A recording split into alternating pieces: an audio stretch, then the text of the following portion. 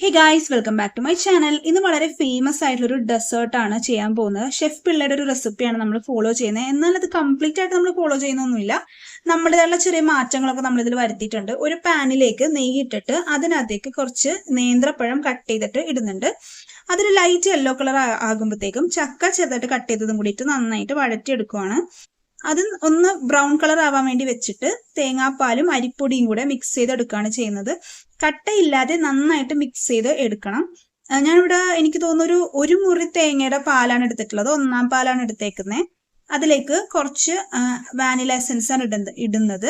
ശരിക്കും ഏലക്ക വേണമെങ്കിൽ നിങ്ങൾക്ക് യൂസ് ചെയ്യാം കേട്ടോ. ഞങ്ങൾക്ക് വാനില എസൻസിന്റെ ടേസ്റ്റ് ഇഷ്ടമായതുകൊണ്ടാണ് അങ്ങനെ ചെയ്തത്. പിന്നെ ഷുഗർ കാരമലൈസ് ചെയ്തിട്ട് നമ്മുടെ നേന്ത്രപ്പഴവും ചക്കയും കൂടെ നന്നായിട്ട് മിക്സ് ചെയ്യുക. അതിലേക്ക് ഈ അരിപ്പൊടിയുടെയും തേങ്ങാപ്പാലിന്റെയും മിക്സും കൂടെ ഒഴിച്ച് നന്നായിട്ട് കട്ടിയാക്കി എടുക്കുക. അപ്പൊ നമ്മുടെ ഡെസേർട്ട് റെഡിയാവും. നിങ്ങൾക്കിത് ഫ്രീസ് ചെയ്തിട്ടോ അല്ലാതെ ഈ ചൂടോട് കൂടെയോ കഴിക്കാം. ഇപ്പൊ മഴയുടെ സമയം ആയതുകൊണ്ട് ഞങ്ങളിത് ഫ്രീസ് ചെയ്തില്ല, ചെറിയ ചൂടോട് കൂടെയാണ് കഴിച്ചത്.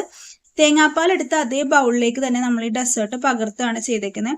നല്ല ടേസ്റ്റ് ആയിരുന്നു. ഈ വാനിലയുടെ ഒരു ചെറിയൊരു രുചിയൊക്കെ ഉള്ളതുകൊണ്ട് നമുക്ക് ഐസ്ക്രീം പോലെയൊക്കെ ഫീൽ ചെയ്യും. വളരെ ടേസ്റ്റ് ആയിട്ടുള്ള ഒരു ഡിഷാണ്. നിങ്ങൾ എല്ലാവരും ട്രൈ ചെയ്ത് നോക്കണം. നിങ്ങൾക്ക് തണുപ്പിച്ചാൽ കഴിക്കാൻ ഇഷ്ടമെങ്കിൽ അങ്ങനെ ചെയ്യാം. ഇപ്പൊ ഇതുപോലത്തെ കൂടുതൽ വീഡിയോ ഒക്കെ ആയിട്ട് ലൈക്ക് ചെയ്യുക, സബ്സ്ക്രൈബ് ചെയ്യുക. ബൈ.